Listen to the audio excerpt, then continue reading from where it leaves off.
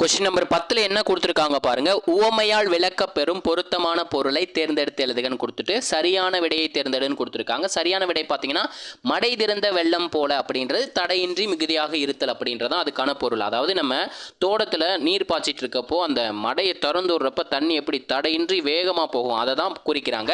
இதே இது உள்ளங்கை நெல்லிக்கனி போல அப்படின்றது பார்த்தீங்கன்னா வெளிப்படை தன்மையை குறிக்குங்க. அதாவது உள்ளங்கையில் நம்ம நெல்லிக்கனி வச்சோம்னா அது எப்படி வெளிப்படையாக தெரியும், அதுதான் அதோட பொருள்.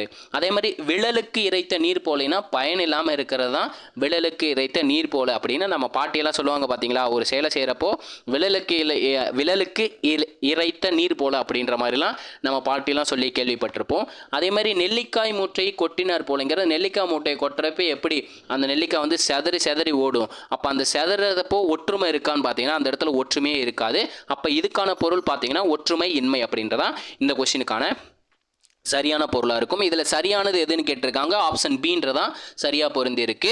ஓகேங்களா. நம்ம வீடியோ பிடிச்சிருந்துச்சுன்னா லைக் பண்ணிட்டு கமெண்ட்டில் வந்தீங்கன்னா ஃபயர் சிம்பிள் கொடுத்துருங்க. முக்கியமாக மேக்ஸ் வித் எம்எம்கே டெலிகிராம் பேஜில் ஜாயின் பண்ணிக்கோங்க. இதேமாதிரி அடுத்த ஒரு பார்ட் வீடியோடன் சந்திக்கிறேன். அதுவரை உங்களிடமிருந்து விடைபெறுவது நான் உங்கள் மேக்ஸ் மதன். தேங்க்யூ.